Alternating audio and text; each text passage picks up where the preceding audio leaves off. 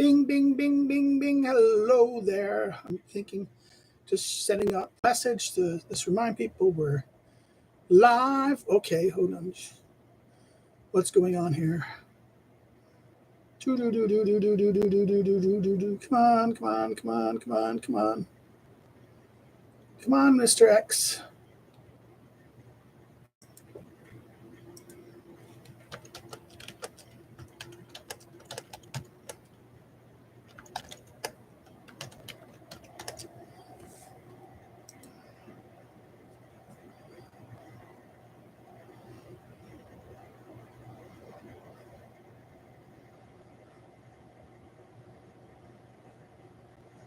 Hello there. Hi there, everybody. Welcome. We're a minute into the show. And congratulations, everyone. Yay. Hi there. This is the Friday live stream. Please forgive my voice. My voice is kind of crappy. But I'm down here and doing my live stream. Hi there, everybody. Welcome. This is Clifford Bates. And today's live stream is there. There's no plan in that sense. I just promised to do these live streams to people, and they're just doing it regularly. So therefore, we're here today. The 17th of February, I returned back to teaching at Warszawska University, and I think around the same time, I'm probably going to be doing my Norwich class on international law, Norwich University's course on international law. I'll have like 5 students in international law course, but then I'll be having 5 classes at American Studies Center. One of the courses is a federalism course. One course is Introduction to Politics, which you can see some of the previous. If you follow my channel, you will see two versions of that class recorded in the past. And what else? I'm doing a federalism class, of course, the federalism. I haven't. Okay, I have to get that class set up on campus, or the Moodle version that we have campus. I have to do that. I'm going to do it this weekend. I think by Monday. I have my students dropped papers for their Anglo-American legal system, American legal system course for their last semester thing. They turned their papers in. So I have about 20. Okay, I noticed that 17. So I'm missing about 3 students. 3 students said they're going to do it later. They would have problems. They were going to submit them later. I've noticed that in my MA research seminar, 5 of the 6 students, the last student would send it after, like at the end of next week. So he's a little slow, and I said, okay, you can do it a little late. I said okay for him. I haven't graded anything this week, honestly, because I've been ill most of this week. I have been all's quiet. No, it's there. It shouldn't be all quiet.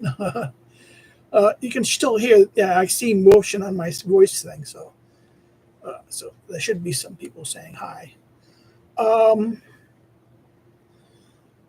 I have been kind of, ill this week, really bad. I don't know if it's flu. It was flu or something.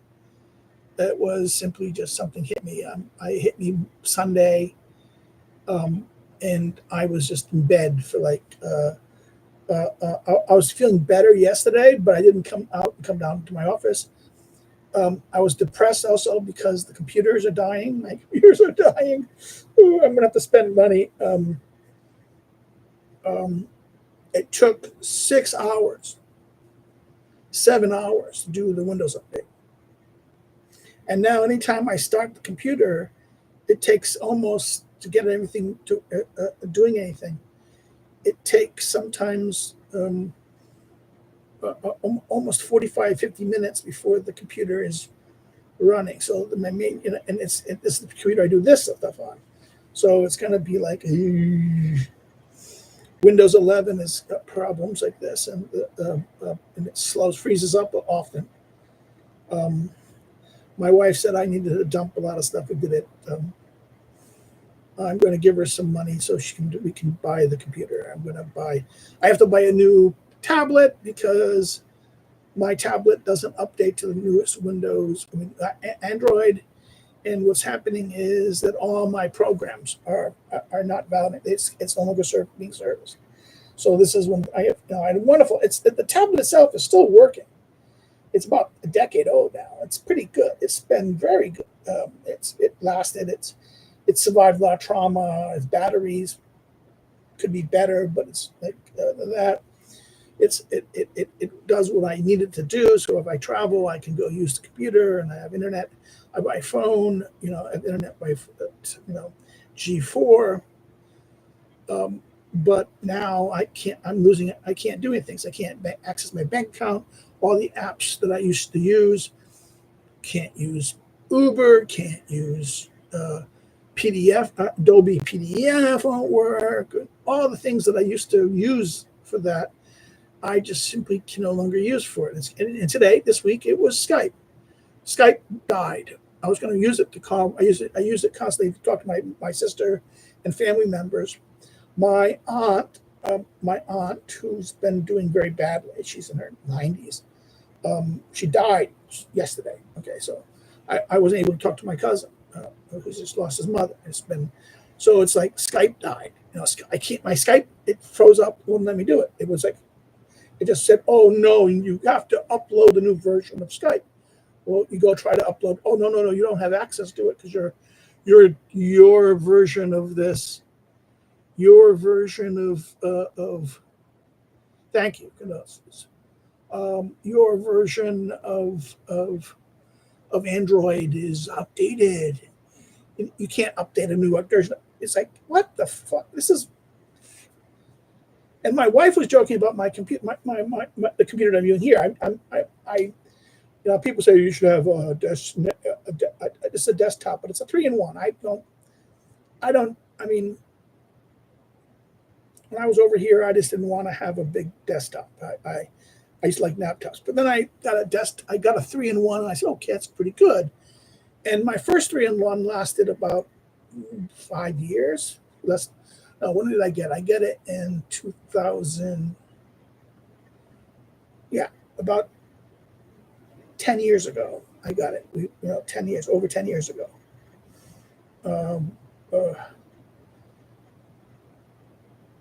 Yeah, 10 years ago, 2015, 2014. Around 2014, 2015. The same year I got married my wife came to America, and the joke about having to get married back in America because I couldn't prove I was single. Because I was never divorced or anything. I had no document proving I was single. This is a common European problem. So we couldn't get married in Poland, and I couldn't get a document. The U.S. government would not issue me a document saying that I was single. You have no such documents in America. The only thing you have is a marriage certificate, or a divorce. You have a divorce decree. You can get something from a court saying you were divorced. Your divorce decree. Oh, so I'm single, right? But there's no your marital status is not a thing that is recorded per se and particularly if you have a birth certificate, you have things like that. You don't have this, the status, and we couldn't get that thing, and it was frustrating trying to do it. So we said we'd go to America, get married, and my state was originally used to take 30 days to get married in Rhode Island. So I didn't think we'd get married in Rhode Island. I thought let's go to Vegas. My wife hated the idea. But then what happened was around 2012, the state law, because of gay marriage, it got rid of the 90-day, almost 90-day wait for marriage they used to have in Rhode Island, 60 to 90 days, if I remember correctly. You used to have a wait. You're licensed before you have medical checks and things like that as well. In the old days, I thought they were still there, but they said no. After gay marriage, no wait. Same day. No check, no date. So we got married. We had we had it was good. The marriage license was good for 90 days. We just had to negotiate who you did it with. Yeah, I did with a judge. It was the churches were all kind of crazy, and I understood that my church I used to go to back home went cuckoo, taken over by charismatic mad people and turned to a cult. Then the church I went to a Presbyterian church, but after I came back from college and things for like a few years before coming to Europe. But that church, I didn't know anyone there anymore. The minister was kind of like not answering phones. I called a couple of times saying, could you do no. He was not there. So so we did the court judge, and I always joke about this, that it was a low-key marriage. My sister was the witness, and also the state trooper was the other witness. We have a joke about that, but the ceremony was the ceremony in the state guide. It was the ceremony that the state, the judges use. It's the Episcopal ceremony from the Book of Common Prayer. So the original Book of Common Prayer is 27 book. So it was. I was joking that I got from a secular judge. A secular judge gave me a more conservative. Now this is a Catholic judge. Okay, he's an Irish Catholic judge, state judge, doing at the county courthouse for the state of Rhode Island, Kent County Courthouse. Did during right near lunchtime, during the break. We needed one more witness, and the state trooper was there. He's there with the judge and did it. And the judge, it was wonderful. It was a great ceremony. We have some pictures from it on my Facebook page. We were kind of not really dressed up for it. It was my sister was kind of, and it was a hilarious situation. But that was about the same time I bought my original H3 thing. And then what happened was, it died. It finally died in 2020. It was dying in January 2020. Just as the height of the beginning of and then the pandemic hit us in like February, March. So you couldn't even read the screens, just couldn't do it anymore. So I had to buy a new computer because everything was doing online, and we had to do things. The classes went online. So I bought this thing, this 3-in-1 thing, and now it's about 5 years, just about 5 years, and it's not dying from the screen like the other one. The screen was unreadable, like half the screen, a third of the screen, a quarter of the screen was basically just, first it was only 2%. The corner over here was like the digital, and it started to break. The digital started spreading. The digital unreadability started spreading within a month into its. So I had to buy a new. We had to buy a new a new computer order. I think it was March. And voila, we had this computer. Now, it was great, but all of a sudden, over this last year, it was about a year and a half ago, started having problems. Well, tech stuff, that's always crappy, So doing the YouTube videos, I'm doing the Machiavelli videos. But this week I didn't do any recording. I thought I was going to do some recordings, do some recordings and do some grading. The papers were due on Thursday. So my students, I was expecting about 20 student submissions of 2 essays. So it's about 20, there's 21 students in the class, but really only ever 17 students really there, active. 20, so about 4 Go students. 4 Go students who were registered for the course but never did anything, who automatically get failures because of this. they didn't withdraw, or they'd have an administrative withdraw, so they'll get the automatic failure for the course. Um, so I'm kind of like, next, but I was expecting to do their last assignment. They turned it in. 3 students asked for more time. 3 or 4 students asked for more time. So I had okay, I have about 17. So it's not, I think it's 2 Go students. So 3 students asked for a little more time.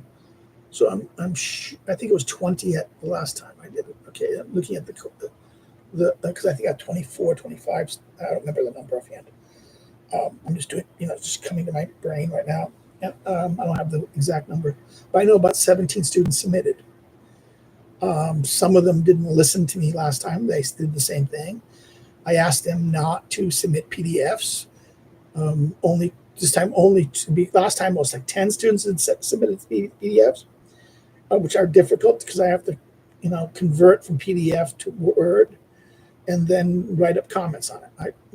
I post comments and a grading matrix. So I'll be doing that this weekend. This weekend, I think I'll get those papers done, graded, so I get their grades in.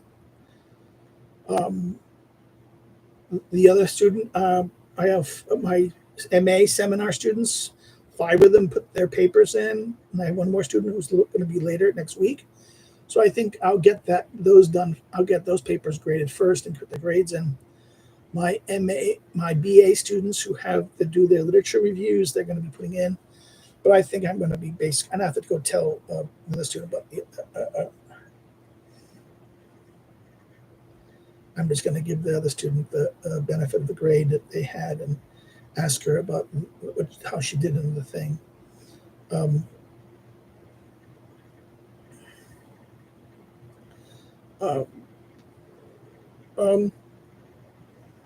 know what to say. I'm kind of. So that's been the week. It's been like spending a lot of money. Last week I spent a lot paying a lawyer out for my conflict with the university, with dealing with shit. I think they screwed up again, and they're going to get in trouble because I think the lawyers is basically, I don't know what's right. It's the fact that I have to pay the money to defend myself like this is frustrating. They'd rather, the attitude is, well, you should not have done this. You should just submit it, bend down and take it. That's how half my colleagues who get in trouble like this in the university, they don't fight back. I understand it's expensive to fight back, but you fight back. That's how you do it. Well, that's that. I don't want to talk about that more. I need to talk about what we're doing. Machiavelli, we're getting slowly doing Machiavelli. I am seeing firsthand the defects of the limits to the Mansfield-Tarkov translation. I wish I could use the D'Alvarez that I have, but I'm not able to. I have no permission or rights to use it. So, because it's not available as a public entity thing, whereas the University of Chicago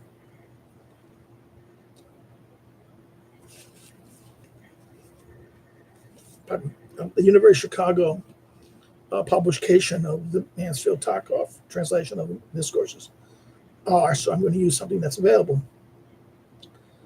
But it's been kind of odd looking at that and looking at knowing the Alvarez as I know it and seeing the issues that I've been seeing with translation. It's like, okay, click, this word is wrong. Why are you translating it this way?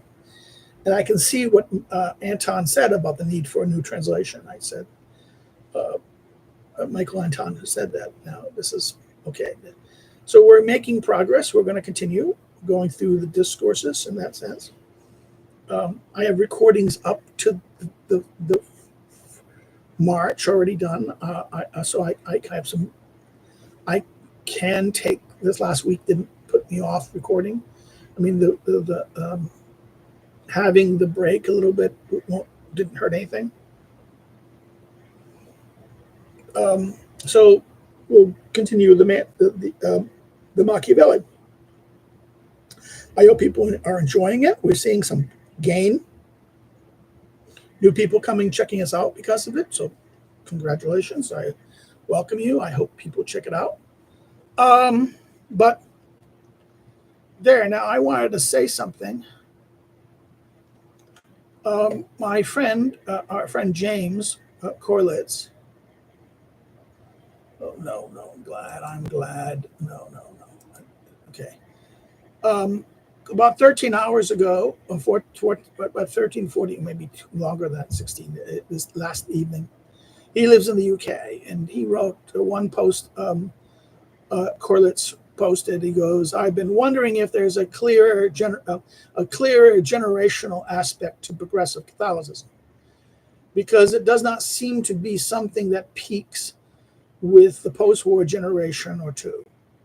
Then it seems to be something that peaks with the post-war generation or two, and then abruptly tails off in the late 1970s. Well, I think that may be more true in Europe, in England maybe. In America, it was the 1960s. It was the peak of not the late 70s. It was the peak of the radical Catholics, and that was during the 60s. And that many of those radical young priests, the radical Catholics, became bishops. And the bishops are still very left-wing in the American church. They may not, okay, they will be more kind of center-left.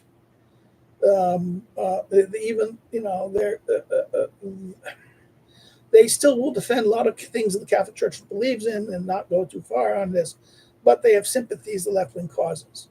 The bishop movement, the bishop constantly, like on immigration and things like this, the role of Catholic Charities has with a lot of illegal immigration assistance. The bishops are supporting this. The bishops do this. So therefore, this is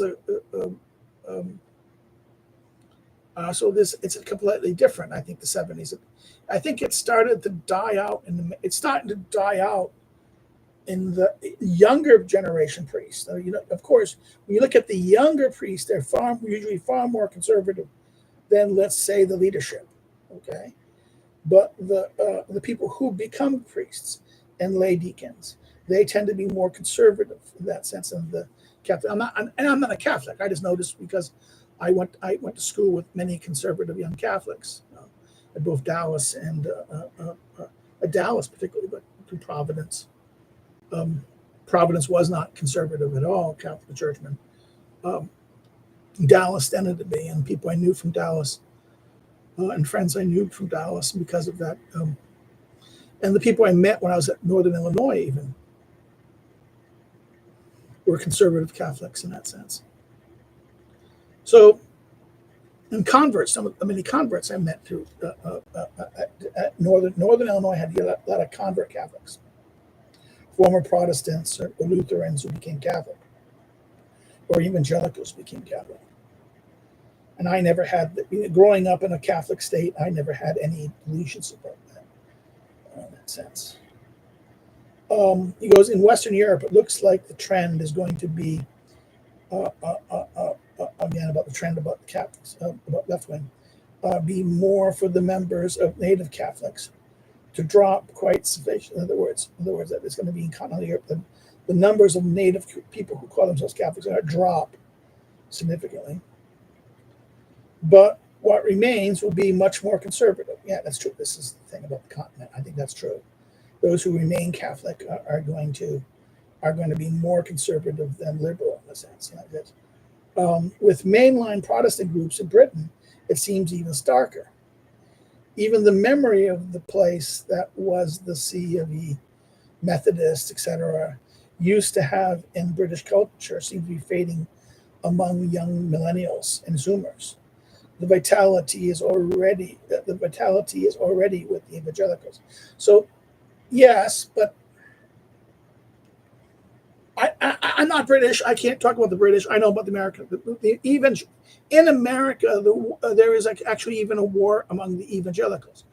During the 2000s and in the Obama era, the evangelical community, there was a trend starting in a backlash against Bush in 2000s. Okay, there was they felt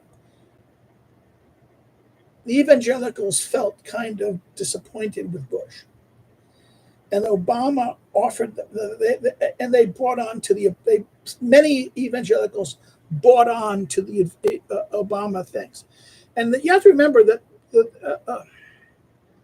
as Mark Noll, is it Mark Noll? No, is it not? I forget.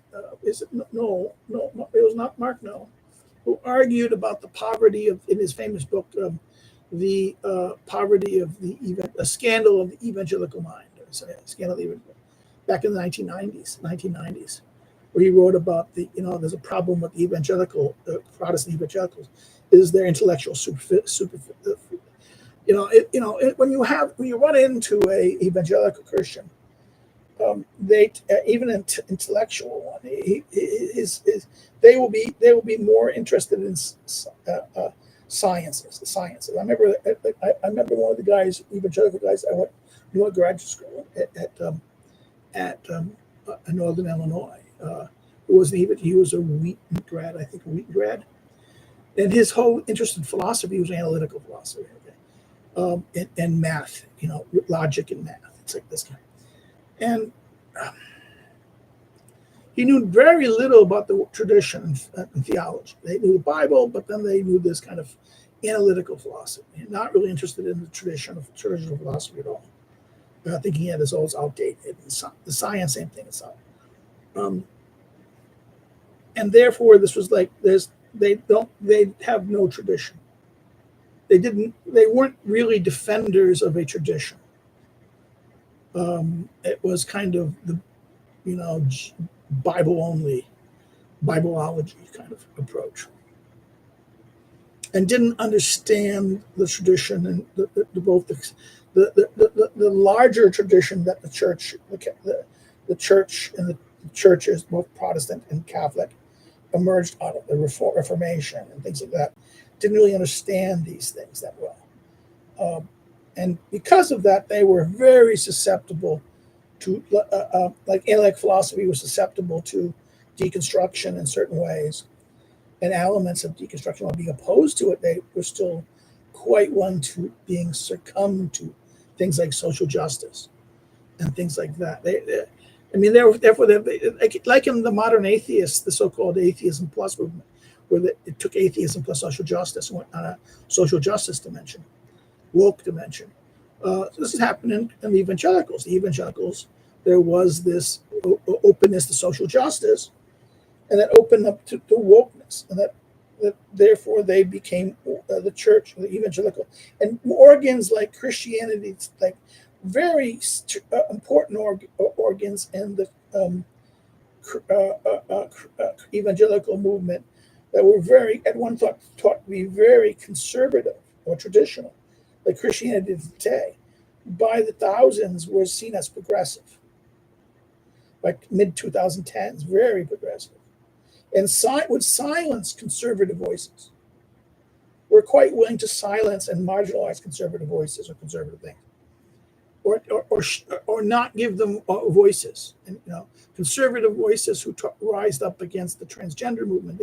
We're just places like Christianity Today would just not host them. And this led some of conservative evangelicals to abandon the church. This also led to things like what happened at Moscow, Doug Wilson's crowd at Moscow and Idaho. Yeah, Idaho, right?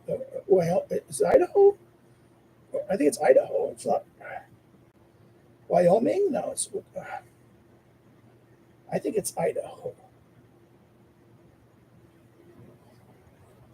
It's underneath Montana or Idaho. I think that's where it is.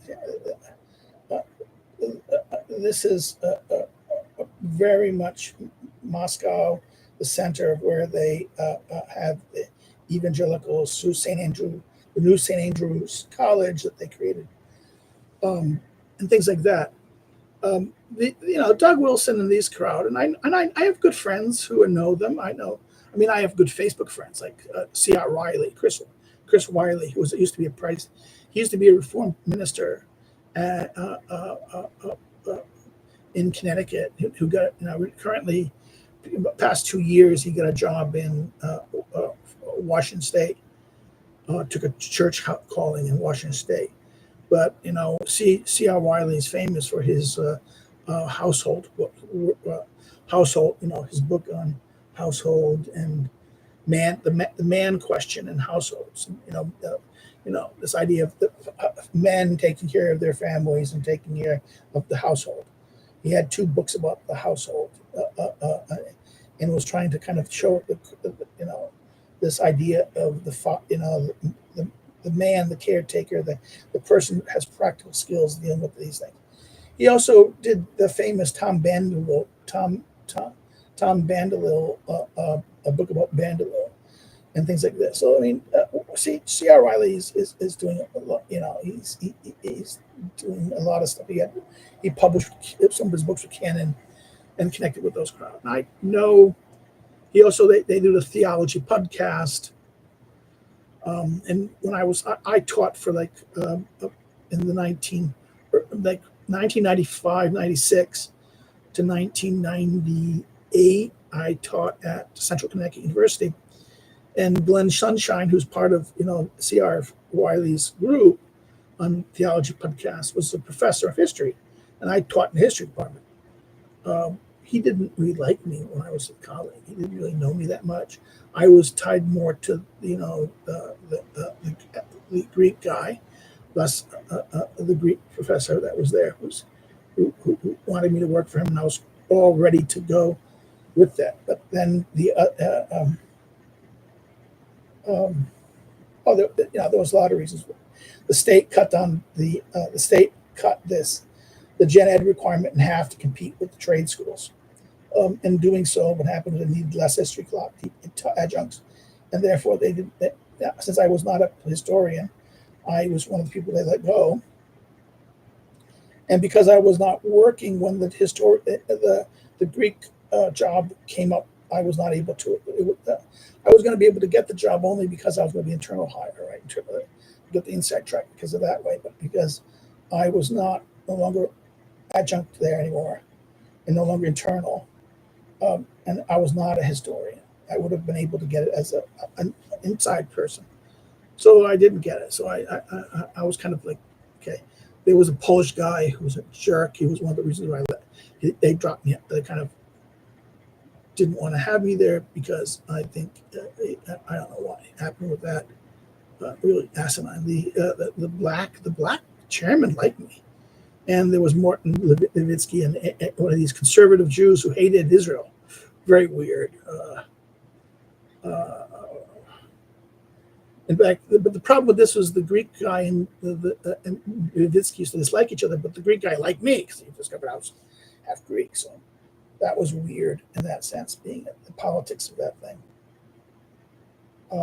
But why I mention this is because this is one of the guys, Glenn Sunshine, who became emeritus. Now he's doing his stuff with evangelicals. He's very much evangelical. After he retired from his job, he came out of the closet and became much more conservative than he was when there. But he hangs out with Wiley's theology podcast. You guys see him on YouTube. It's a very interesting thing. They're kind of, but to be honest with you, are they really intellectual deep? I mean, even though I would argue that Sunshine knows a lot of things about historical, his period was the Reformation. His period was this early modern age. Okay, so this is interesting. My background interest was classical Greek, classical Greek.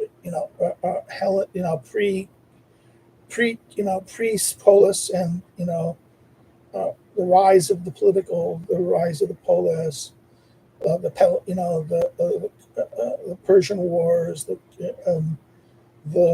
Peloponnesian Wars, the rise of Alexander, and and for Rome, the rise of Rome, the Roman Republic, and things like that. So I mean, it's like that was my more Greek than Roman, but I could do Roman stuff. So and I could do even Roman Empire, and that was my interest in that sense. I used to teach the Western Civ up to the French Revolution, right? And that was I missed about that. I kind of liked that. I was getting ready to be, sort of the loss of that job was one of the reasons why I ended up taking 2 years off working at the hospital thing for Y2K crap.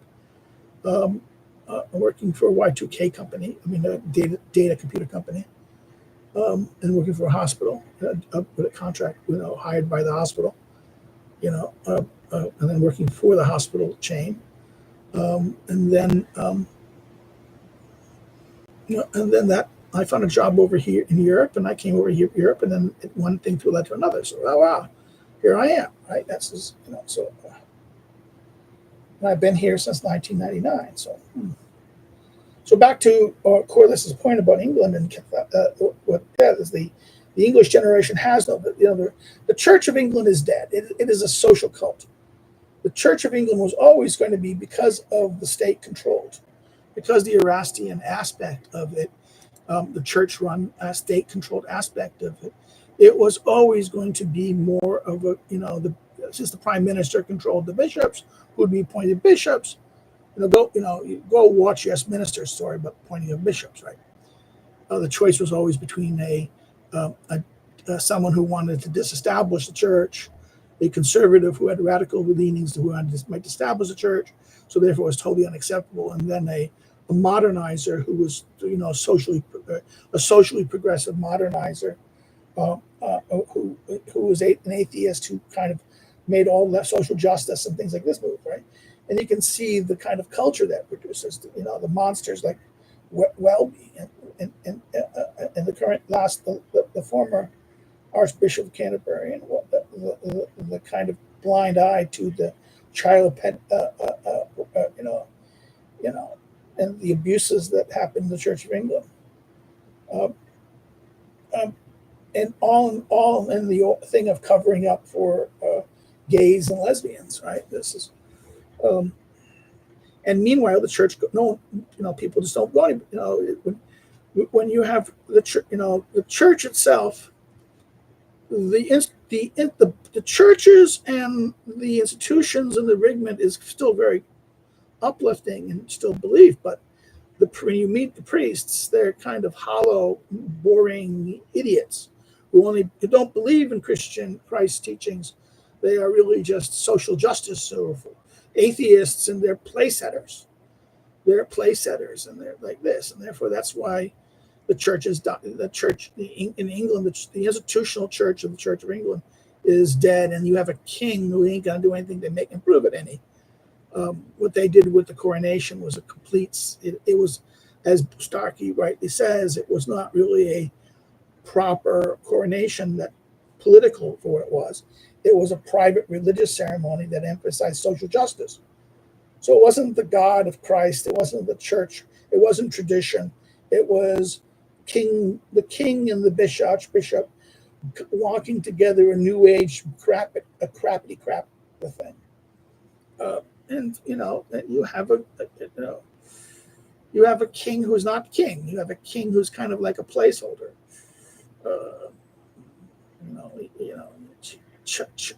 One hopes that and I think even Starkey's line about William Prince, he's a brilliant, he's a nice guy, but he's no king. He's basically he's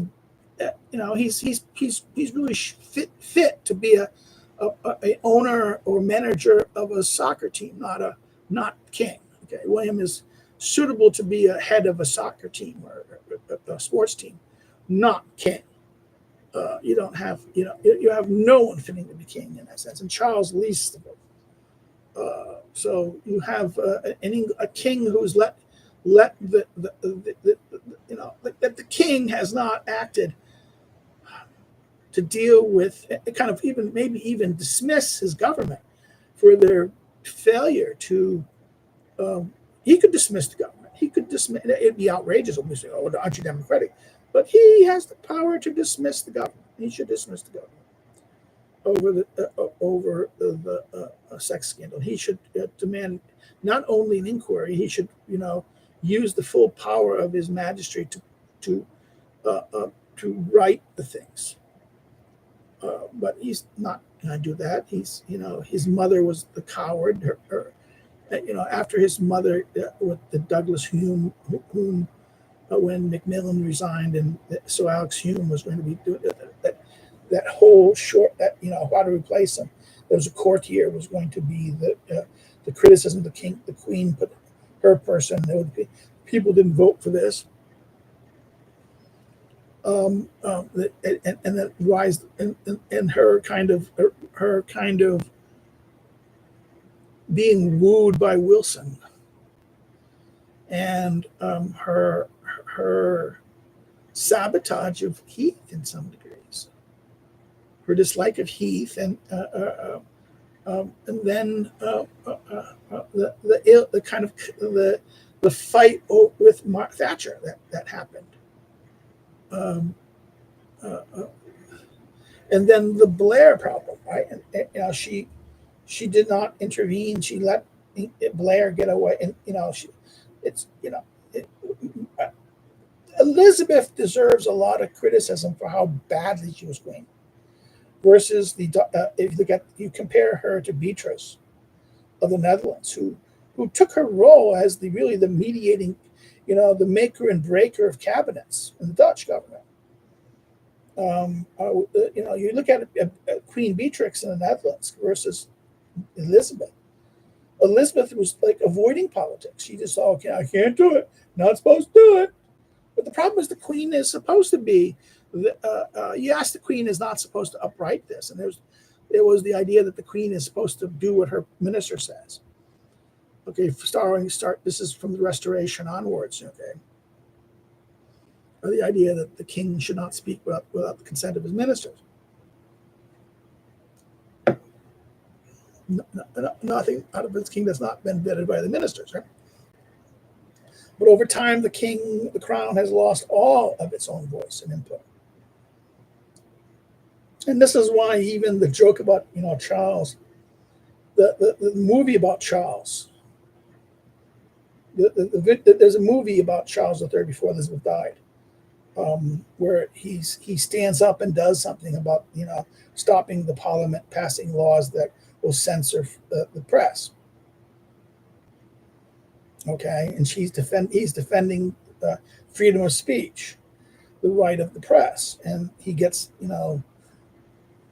it gets betrayed by his not only prime minister who wants to do this to protect politicians, but his sons betray him. Right. This is and why? Because of this is the dead Diana's get her revenge. I mean, that's the famous movie about Charles III.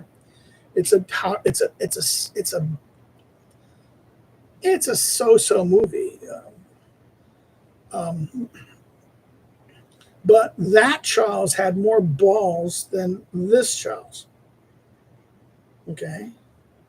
That this Charles simply rolls over and does whatever he wants to do, whatever the stupid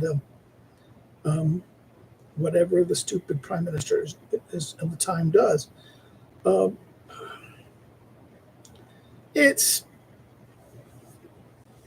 England is like less problematized in this sense.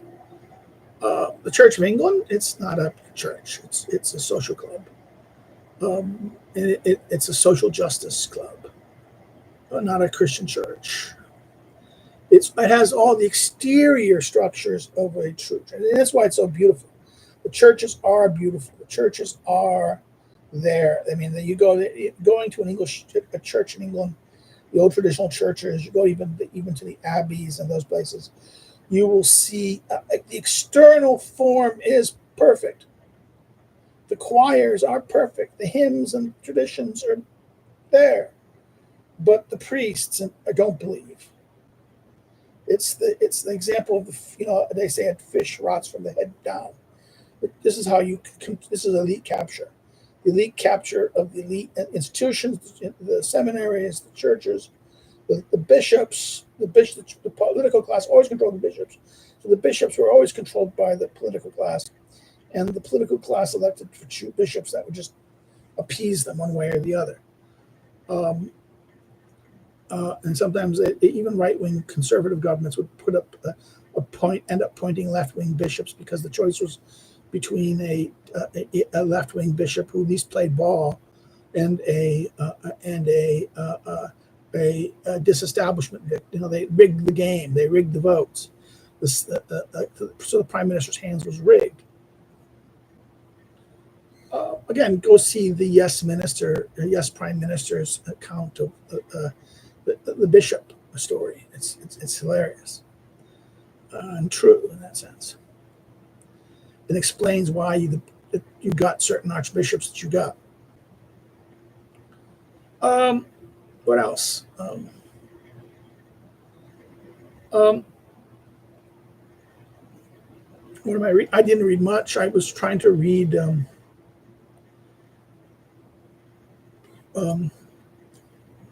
It's over there. My new book came in, The Rage to Conquer by Mike Walsh. Walsh's new book about the battles that conquers. Like 12 battles that were kind of like these military things that led to conquests, and the Rage of Conquerors. The conquerors and great conquests. It is the sequel to his. It's a sequel to his book about last stands, right? Fantastic book on last stands. Battles, they die. People who step the battle and they get defeated, but it's heroic defeat, right? And I think he's trying to. This is his sequel to that book. Mike Walsh is famous for he was the mighty conning, at National Review, who did like rules for conservative radical, so many rules for radical, taking Alensky's rules for radicals, using the style of Alensky kind of style to do it for the conservative. He was connected with the Breitbart when he knew Michael Bart.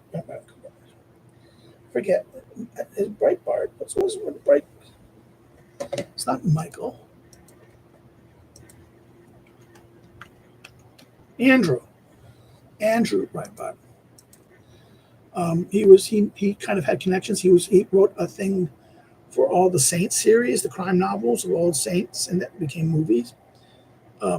So I mean, he was in Hollywood as a screenwriter. He's a novelist, screenplays. So Walsh is a very interesting fellow in that sense.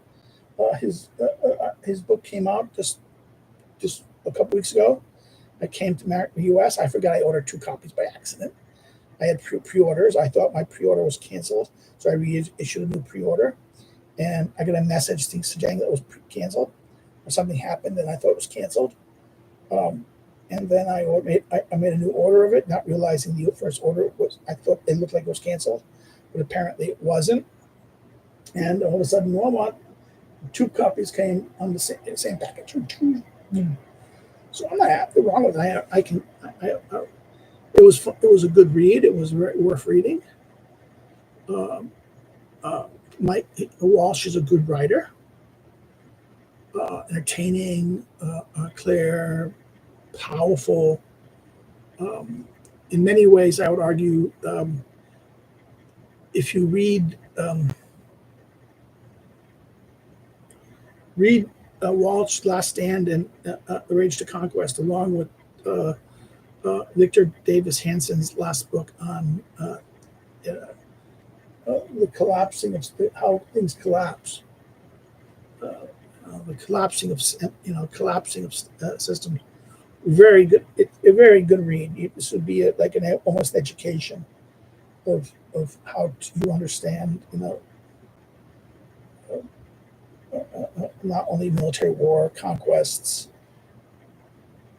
when standing and fighting. I mean, I would even look at that, and even look at some of Victor Davis Hanson's other books, his books on the Savior generals, his books on the Western Way of War. Okay, but not the way, that's more technical. But his books on oh come on, I think it's Conquest and Culture, Conflict and Culture, Conquest and Culture. It has a different title in the European, in the English markets. It was how the West was won. That was this, the six classic battles that allowed for the West to kind of develop. Right, six classic battles. I think it's six. Yeah, about six. And there's Hansen was a great historian who did this. The Savior Generals book is actually a very good book too, about three Savior generals who led army. That was Patton, Epidamus, the great, the Theban general who defeated the Spartans, who liberated the Helots and freed the Helots, and defeated the Spartans and broke the Spartan control, hegemony. Then Patton's Third Army, and then Sherman and his march to the sea. So those three accounts of those, that's very good, interesting books by Victor Davis Hansen. So those some of the. But I mentioned Hansen's book only because I thought that his last book on the why things collapse, the end of it all. What is it?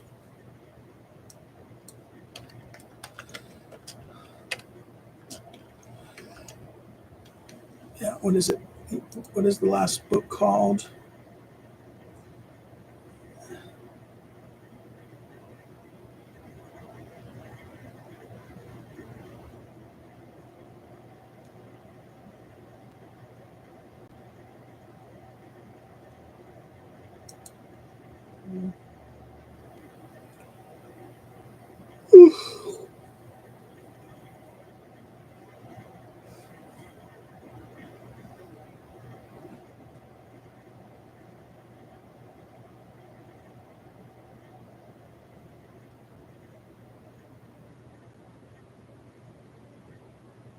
Yeah. Yes, Carnage and Culture. It has why the West has won, is the UK one, right? But the end of everything, how wars descend into annihilation. But this is last year it was published. Hansen's books are worth reading. Again, I taught a course about, was it at the time just right after the pandemic, so 2021, fall of 2021, about maybe 2022, 2021, about the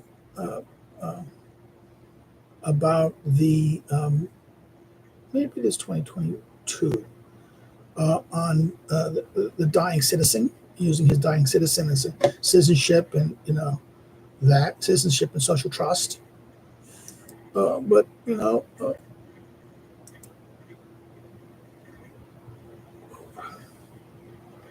there now we're almost at the end today.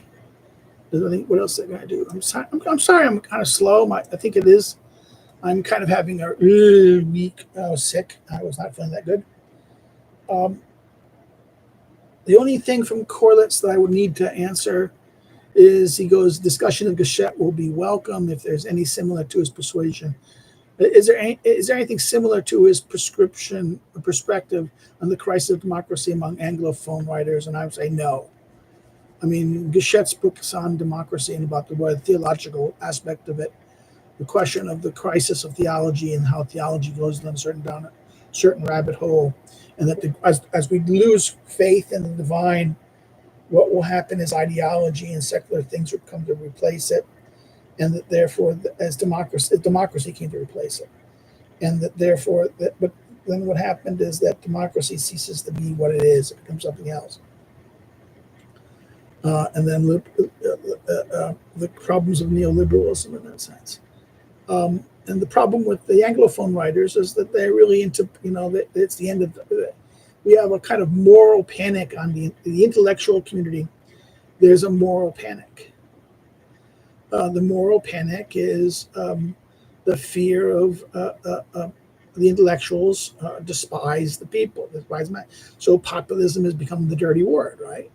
Liberal democracy became, liberal democracy became democracy, and the democracy didn't become democracy. It meant elite rule, elite governing, ruled by the elite, ruled by the specialists, ruled by the expert, not democracy in that sense. The people weren't to be trusted. But controlled democracy was going to be if there's going to be any popular input, it's going to be rigorously controlled by elites and interests.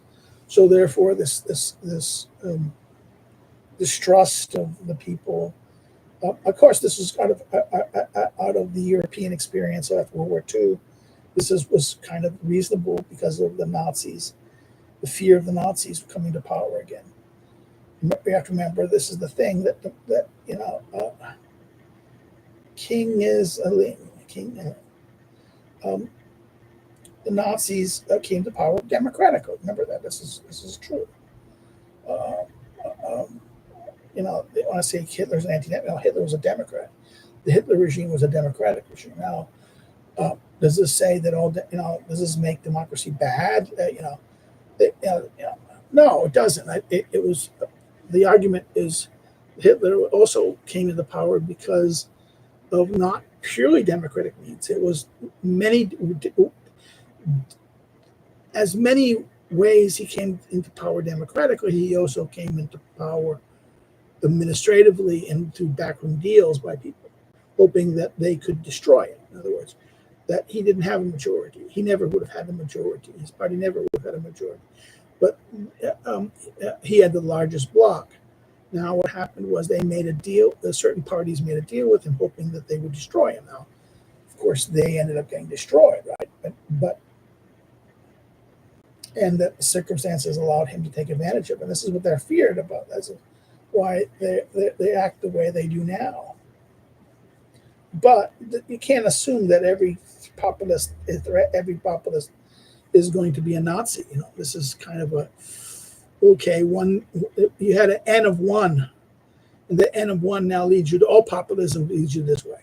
Okay, no, that's a bad argument. You don't, the reason why they're acting this way, and you can see this already.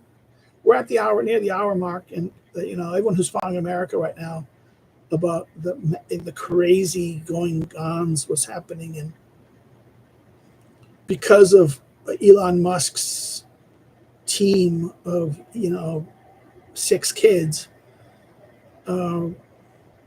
this basically finding the money trails of what happened at USAID and releasing it to the public, and leading the government to shut down the USAID. I mean, shutting down USAID operations, canceling all those projects. Now, some things were not going to be canceled, some are going to be sent, but the recalling of all USAID people back. Now they said, "Oh, we have to keep at least 1,000, 1,300, 1,400 employees, 1,600. I forget, 14 to 1,600 employees worldwide. USAID, USAID Developmental Aid. This is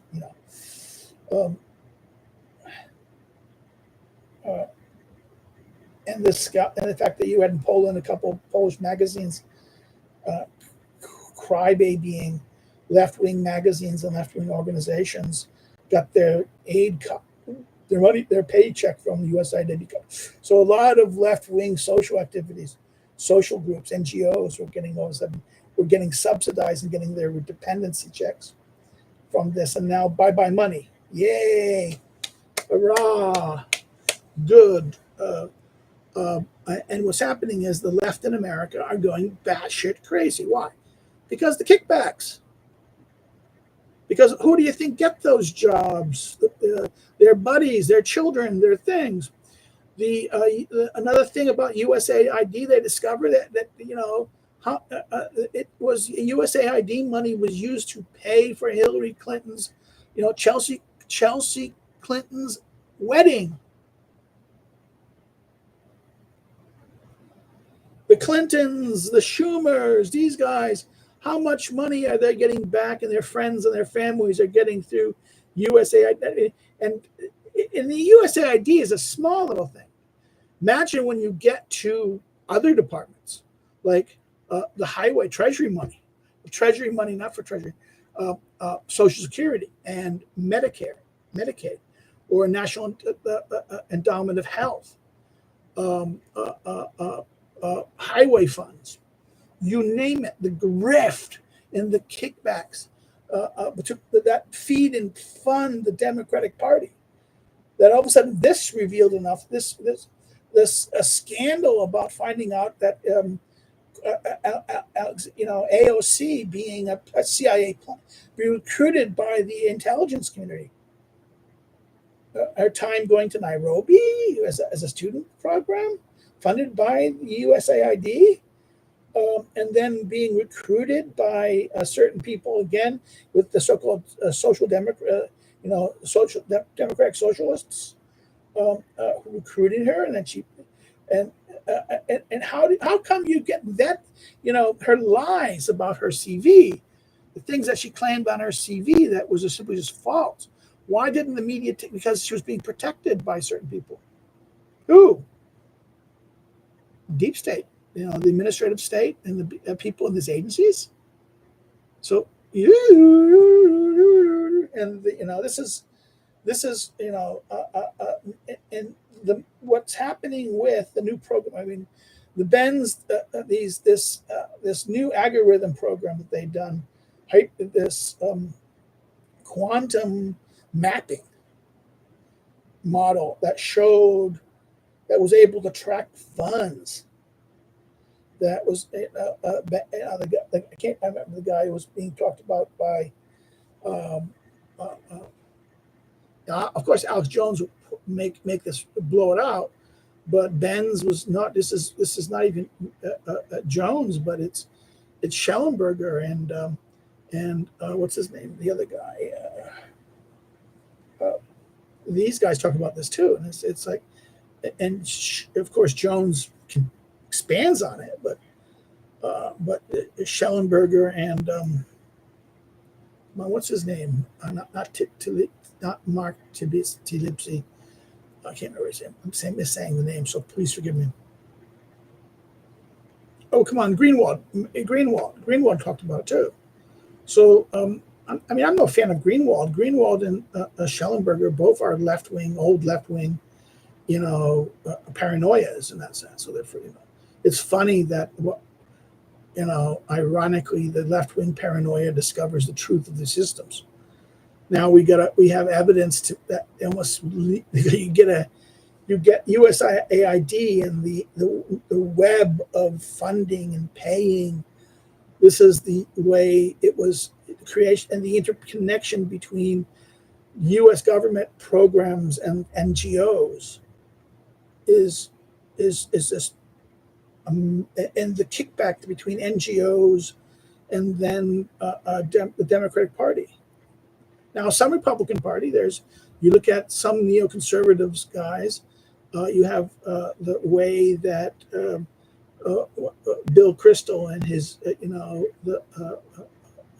the Bulwark was funded through USAID money and other, maybe even DOD money. Okay, we haven't got to the DOD yet. Okay, so imagine what's going to be discovered when they do touch DOD, the kickback schemes and the payoffs to politicians. This is going to be the most out. And this is why the Democrats are just already going batshit crazy. You have that, it's from Houston, the Black House, Green, already using the Gaza policy. Now I have friends saying, I have a friend, the guy I know on Facebook saying to me, do you respect, what Trump is completely loony about Gaza? I think you have to understand it's a negotiating strategy. It is out there. Yes, it's out there, but it's there to scare the shit out of Jordan and Egypt.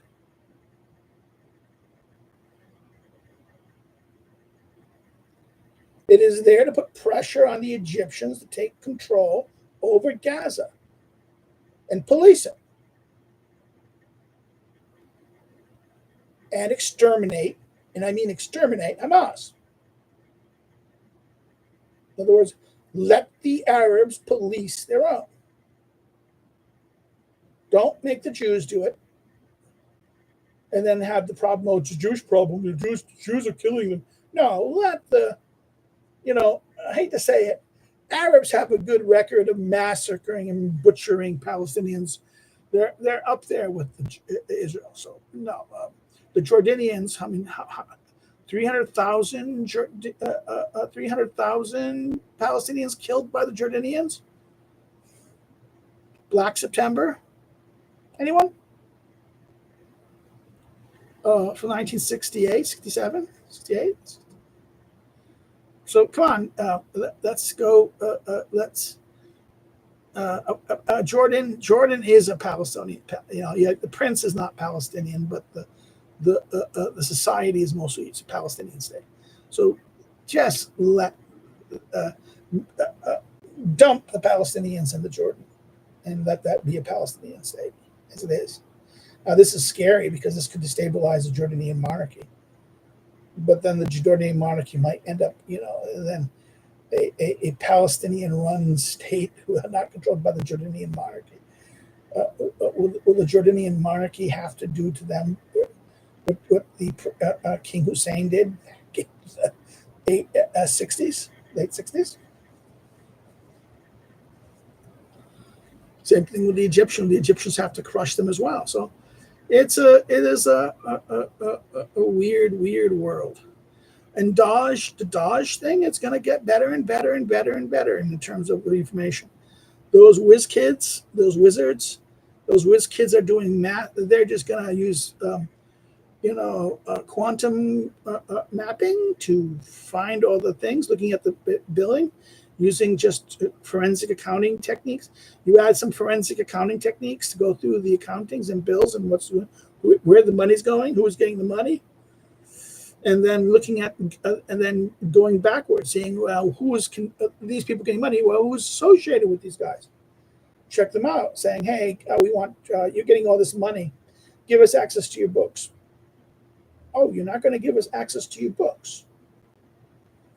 Okay. We're going to say this is federal money, so you've got to give us access to your books. Otherwise, we're just going to seize your books. We're going to go to the courts and we're going to seize your books. This is federal money, misappropriation of federal money. Charge the recipients with, if they don't give you access to the book, saying, well, you're obstructing justice, so you're being charged with obstruction of justice investigation. You're obstructing a federal investigation. You are not cooperating, so you receive federal money, and we can't. You're not allowing us to verify the proper things of this. So sorry, we want to. If you're not going to give us this, we're going to arrest you and your board. Then seize the thing. Use the court to seize the materials and go check the boards, check their bank records, check their things. Where's the money going to? And then you'll dollars for donuts. It's going to Democratic politicians and their families. I don't care even if it's Republican. I will sacrifice Republican congressmen and senators because there'll be few and far most. And it'll be the reason that we can get MAGA people in positions, real good relative people who aren't bought and paid for. So this is scaring the shit. They gotta go batshit. They're talking about impeachment. I got a nasty response from people when I said I sent Hansen vids. Well, yeah, because the Hansen videos are Hansen is. I knew Hansen before he became famous. In the 1990s, before he became famous, his books were great.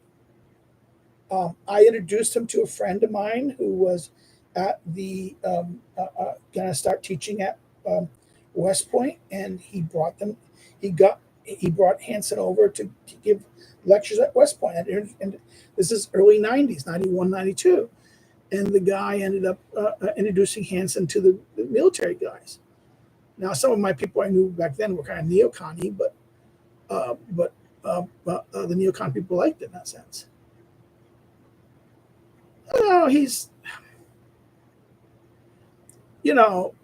Victor Davis Hansen is a.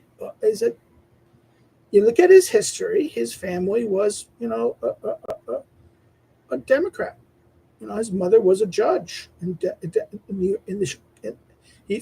not. You have to remember the farmers of America in the 1940s and 50s mostly were Democrats in that way, in that part of the world. He was a Democrat. His family was Democrats, and he joked to me in a letter saying, I have the letter someplace, that yes, we all started as Democrats, but then we ended up like Ronald Reagan becoming Republicans, right? Even though many of them were very bitter at how Reagan and a lot of Reagan policies destroyed the farming communities.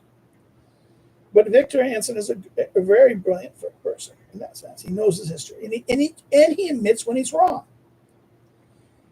He will, as the information changes, he will change his opinion. And this happened with his support for what happened at 9/11. Okay, he support at first he was supported the policies, but then when the policies didn't deliver what he promised, he saw the wisdom of altering your positions. Not in other words, he's not insane. When you keep on doing things that are failing, you don't keep on doing it hoping that the result will change. That's Einstein's famous, doing the same thing, the thing that gets the bad actions, failure, and things like this. You continue doing it, hoping that the outcome will change. That's the definition of insanity. Well, therefore, we're going to stop. We're at the hour mark. I'm sorry if I didn't do anything as much fun or interesting as I did last time. We hope everyone's okay. I don't think people are going to like this video. This is I'm kind of low key and not really hyper, so maybe I should need to take another alcohol sip. Those of you, this is a bullet ride. This is a bullet ride, and I just needed a little bit of the bullet. I hope you guys will be here. Like everything. Okay, Alza.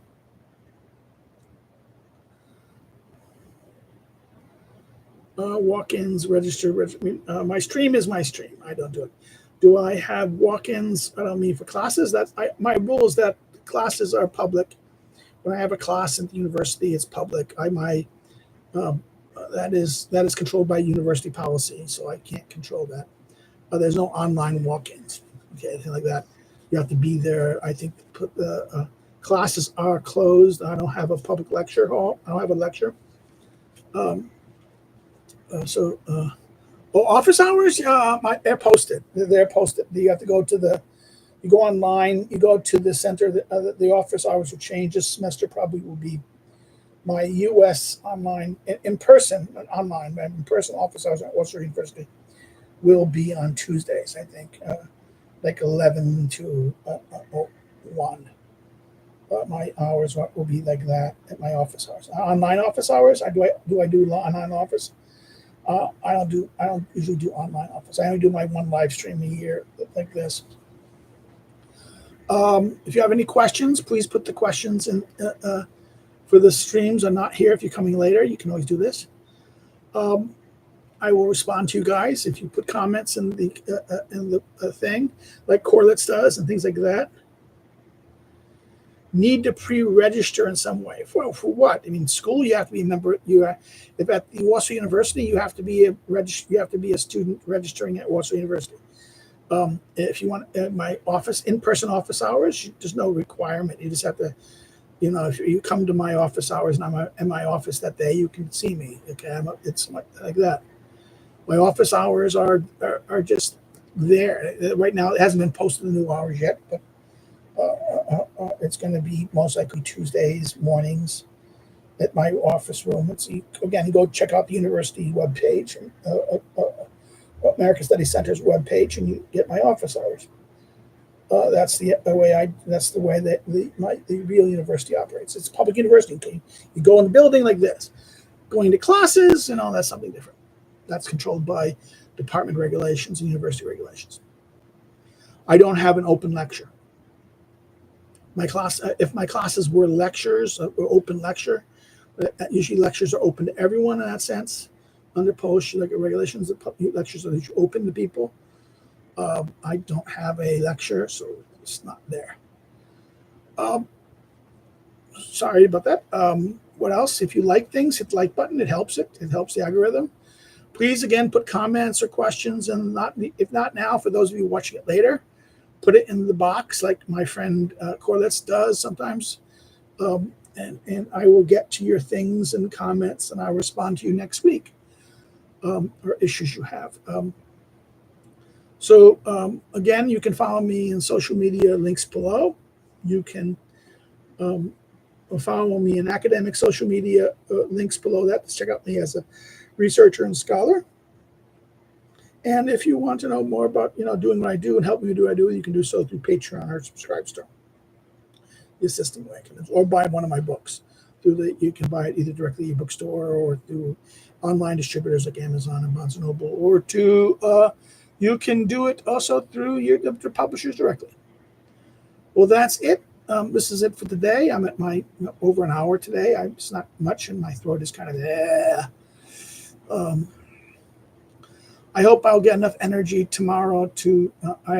We're finishing up my Shakespeare group with my American guys that we're doing it. We're finishing up the Shakespeare, the Two Nobles Kinsmen, and I have to do some grading. I got grading to do, man. I have a whole bunch of grades. I downloaded the papers from the students, and I'm going to get them done. I think this weekend, probably over Saturday and Sunday. And Monday, that's going to be the big thing. I'm going to be really rock and rolling it right now. And then I will start recording probably next week. I'll do some recordings, starting up where I left off on Machiavelli's discourses, which will continue where we are. We're making progress with that. That's the rock and roll, baby. Well, take care, and I will see you guys next week on the live stream. Take care, and remember, every day at 6 o'clock in Central European time or noon time, there's a video release on the reading Machiavelli released. Okie dokie, take care, and have a good day. In fact, there will be one it's just released about 18 minutes ago for us guys. Well, take care and have a good day. Bye-bye.